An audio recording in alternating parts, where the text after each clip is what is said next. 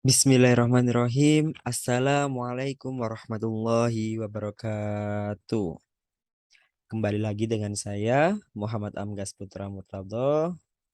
Pada kesempatan kali ini, saya akan menjelaskan tentang standarisasi jaringan komputer. Yuk, kita simak apa sih standarisasi jaringan komputer itu. Nah, untuk standarisasi jaringan komputer itu sendiri, saya bagi menjadi 5 hal. Yang pertama ada OSI, kemudian di bab 2 ada TCP or IP, selanjutnya di bab 3 ada UDP, selanjutnya di bab 4 ada network protocol, dan di bab 5 ada port. Seperti itu. Kita lanjut ke bab pertama yakni OSI, Open System Interconnection. Apa sih Open System Interconnection itu?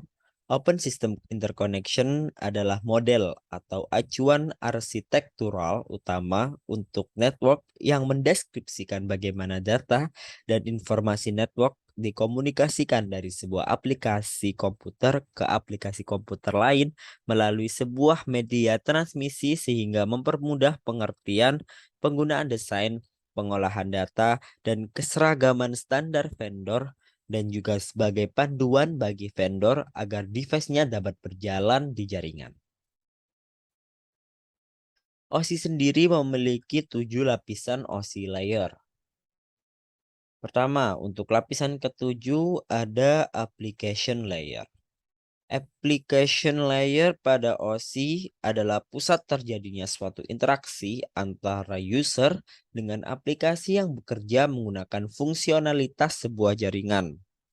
Kemudian lanjut ke lapisan ke-6 yaitu presentation layer. Lapisan presentation berfungsi untuk mengidentifikasi sintaks yang dipakai suatu host jaringan untuk berkomunikasi. Kemudian di lapisan kelima yakni session layer memiliki fungsi untuk mengendalikan dialog maupun melakukan pengelolaan terhadap koneksi suatu komputer. Lanjut ke lapisan keempat, transport layer. Transport layer ini memiliki peran untuk menyalurkan bit. Kemudian di lapisan ketiga, network layer. Layer network pada OSI ini bertugas untuk mendefinisikan alamat IP sehingga setiap komputer dapat saling terkoneksi dalam satu jaringan. Kemudian untuk lapisan kedua ada data link layer, yang dimana fungsi utamanya dari data link layer ini adalah untuk memeriksa bila terjadi kesalahan dalam menyalurkan transmisi terhadap bit data. Kemudian untuk lapisan pertama ada physical layer. Layer fisikal pada OSI adalah lapisan yang berfungsi sebagai transmisi terhadap bit data. Seperti itu. Kemudian kita lanjut ke bab 2 yakni ada TCP or IP, Transmission Control Protocol or Internet Protocol. TCP or IP adalah standar komunikasi data yang digunakan oleh komunitas internet dalam proses tukar-menukar data dari satu komputer ke komputer lain di dalam jaringan internet. Protokol ini tidaklah dapat berdiri sendiri karena memang protokol ini berupa kumpulan protokol suite.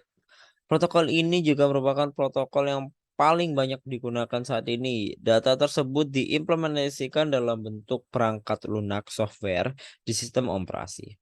Istilah yang diberikan kepada perangkat lunak ini adalah TCP or IP stack. Kemudian kita lanjut macam-macam layer pada TCP or IP. Pertama, physical layer. Physical layer mendefinisikan karakteristik yang dibutuhkan hardware untuk membawa sinyal data transmisi. Hal-hal seperti level tegangan, nomor, dan lokasi pin interface didefinisikan pada layer ini. Kedua, network access layer. Protokol pada layer ini menyediakan media bagi sistem untuk mengirimkan data ke device lain yang terhubung secara langsung. Dalam literatur yang digunakan dalam tulisan ini, network access layer merupakan gabungan antara network data link dan physical layer. Fungsi network access layer dalam TCP or IP disembunyikan dan protokol yang lebih umum dikenal IP, TCP, UDP, dan lain-lain digunakan sebagai protokol level yang lebih tinggi. Kemudian ada juga internet layer. Di atas network layer ada internet layer.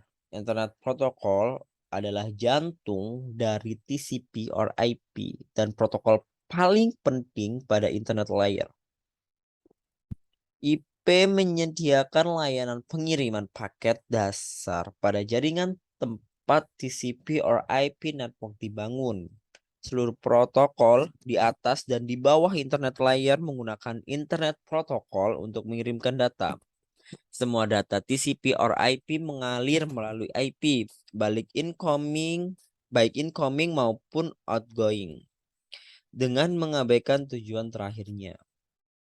Kemudian transport layer. Dua protokol utama dalam layer ini adalah Transmission Control Protocol dan User Datagram Protocol. TCP menyediakan layanan pengiriman data handal dengan end-to-end deteksi dan koreksi kesalahan. UDP menyediakan layanan pengiriman datagram tanpa koneksi, connectionless, dan low overhead. Kedua protokol ini mengirimkan data di antara application layer dan internet layer. Programmer untuk aplikasi dapat memilih layanan mana yang lebih dibutuhkan untuk aplikasi mereka. Kemudian di terakhir ada application layer. Pada sisi paling atas dari arsitektur protokol TCP or IP adalah application layer. Layer ini termasuk seluruh proses yang menggunakan transport layer untuk mengirimkan data. Banyak sekali application protokol yang digunakan saat ini. Beberapa di antaranya ada Telnet, yaitu Network Terminal Protocol yang menyediakan remote login dan jaringan. Ada FTP, File Transfer Protocol, digunakan untuk file transfer. Kemudian ada SMTP, Simple Mail Transfer Protocol, digunakan untuk mengirimkan electronic mail. Kemudian ada DNS, Domain Name Service untuk memetakan IP address ke dalam nama tertentu. Kemudian ada RIP, Routing Information Protocol, protokol routing. Seperti itu untuk macam-macam layer pada TCP or IP. Selanjutnya kita lanjut ke UDP, User Data Protocol. Pengertian dari UDP. UDP adalah singkatan dari User Data Protocol yang merupakan salah satu jenis protokol internet yang memungkinkan sebuah perangkat lunak pada komputer bisa mengirimkan pesan ke komputer lain melalui jaringan tanpa perlu ada komunikasi awal. Jadi saat Anda mengirimkan pesan melalui UDP, komputer pengiriman dan penerima tidak perlu bernegosiasi saat akan melakukan pertukaran data. Seperti itu untuk pengertian dari UDP. Kemudian cara kerja UDP sendiri. Yang pertama, paket berisi port client dan port sumber berbentuk file teks dikirim ke dalam UDP header. Kemudian lanjut, paket isi port client dan port sumber audio dikirim ke server di UDP header. Tujuan UDP membaca nomor port, tujuan, dan proses data. Selanjutnya, paket asli memiliki port tujuan sehingga server dapat mengirimkan kembali data ke FTP client. Poin ketiga dan empat berulang kembali ketika file audio dikirimkan klien. Kemudian ketika aplikasi ingin mengirimkan data, UDP tidak akan membuffer ataupun memfragmen setiap data yang masuk. Karena data tidak mengalami pemrosesan data yang berbelit, terutama karena tidak memfragmen data, maka jika data lebih besar dari MTU, lapisan IP yang harus memfragmennya. Seperti itu. Kemudian apa sih perbedaan dari TCP dan UDP itu sendiri? Yang pertama, apabila TCP menggunakan koneksi, UDP justru tidak memerlukan koneksi sama sekali. Kemudian perbedaan kedua, TCP berfungsi saat sebuah pesan yang dikirim dari satu komputer ke komputer lainnya sedang melintasi internet. Sedangkan UDP tidak hanya sebagai protokol pengangkut pesan, namun UDP sendiri dapat pula meneruskan paket yang dikirimkan ke pihak lain sehingga tidak hanya berhenti di satu tempat. Kemudian perbedaan ketiga, TCP biasa diterapkan pada aplikasi yang menggunakan reliabilitas tinggi dan waktu transfer datanya yang tidak terlalu cepat. Untuk UDP sendiri biasa digunakan pada aplikasi yang memerlukan transfer data sangat cepat. Kemudian perbedaan keempat, untuk kecepatan transfer, TCP lebih lambat dari UDP. Kemudian perbedaan selanjutnya dalam hal keadaan, TCP menjamin data yang ditransfer sampai dengan utuh, sedangkan UDP tidak. Lanjut untuk perbedaan keenam, TCP memiliki beban yang sangat berat sehingga memerlukan 3 paket hanya untuk mengatur sambungan soket.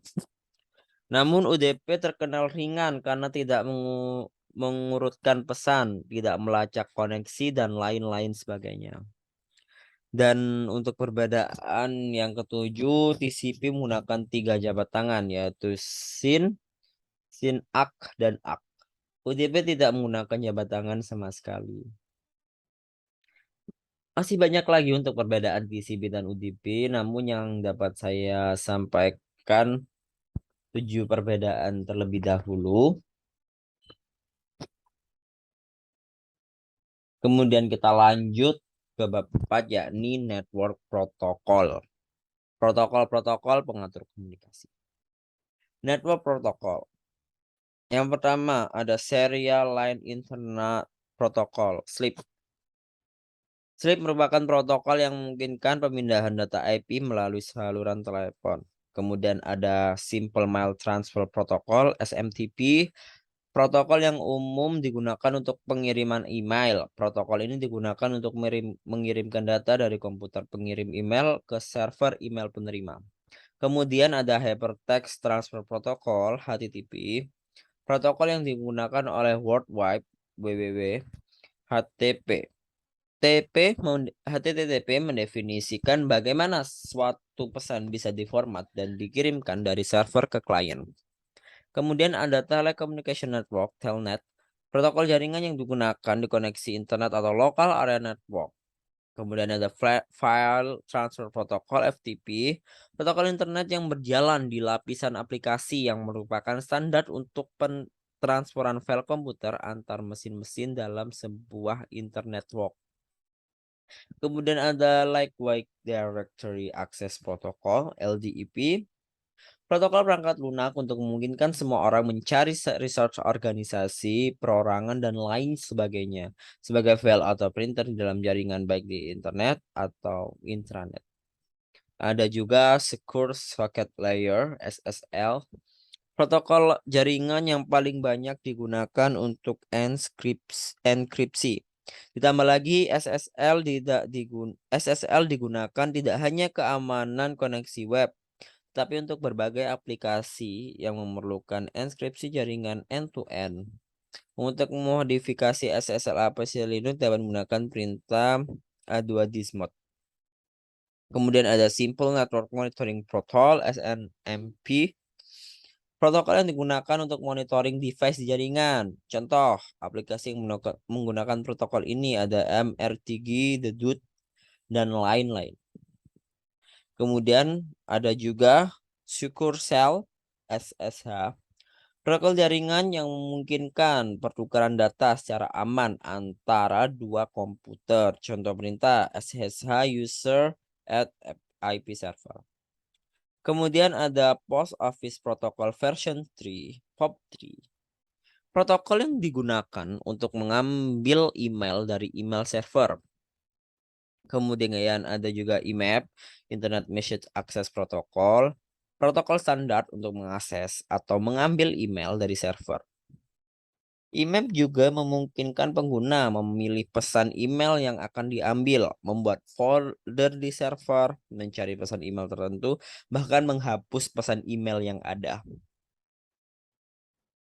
Kemudian ada ICMP, Internet Control Message Protocol. ICMP biasanya utamanya digunakan untuk sistem operasi komputer jaringan yang akan mengirimkan pesan kesalahan yang menyatakan. Sebagai contoh, bahwa komputer tujuan tidak bisa dijangkau. Seperti itu. Kemudian ada Pine-to-Pine Protocol. Protokol enkapsulasi pakai jaringan yang banyak digunakan pada Wide Area Network atau disingkat WAN. Ada juga DNS, Domain Name System, Distributed Database System yang digunakan untuk pencarian nama komputer. Name Resolution di jaringan yang menggunakan TCP or IP. Kemudian ada juga HTTPS, yaitu versi aman dari HTTP. Protokol komunikasi dari World Wide Web. Kita lanjut ke bab 5, yakni ada port yang dikenal dengan angka 16 bit. Pertama ada macam-macam port.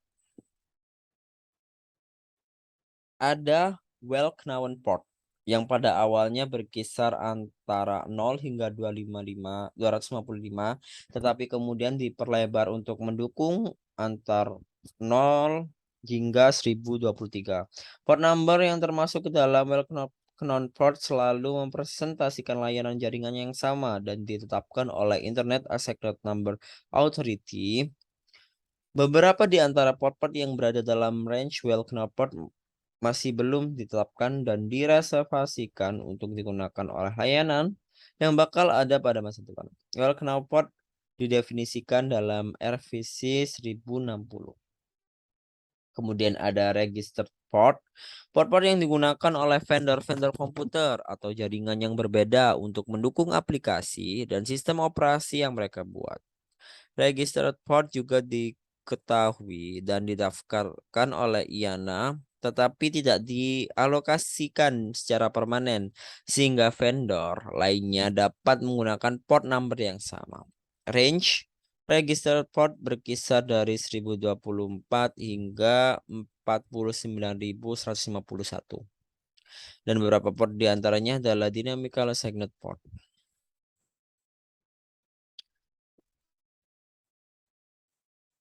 Kemudian kita lanjut ada di dynamical assigned port, merupakan port-port yang ditetapkan oleh sistem operasi atau aplikasi yang digunakan untuk melayani request dari pengguna sesuai dengan kebutuhan.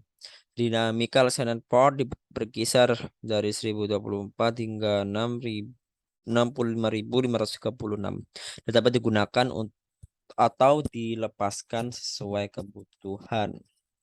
Kemudian mungkin ini ada sekilas tentang saya karena materi yang telah saya sampaikan sudah selesai. Ini sekilasnya. Nah, mungkin yang bisa saya ucapkan adalah terima kasih kepada kalian yang telah mendengarkan dari awal hingga akhir penjelasan saya tentang standarisasi komputer jaringan ini. Terima kasih telah meluangkan waktunya. Semangat untuk terus belajar. Saya ucapkan mohon maaf sebesar-besarnya apabila ada penjelasan dari saya yang kurang jelas ataupun kurang dapat dimengerti oleh para penonton sekalian. Sekian, terima kasih. Wassalamualaikum warahmatullahi wabarakatuh.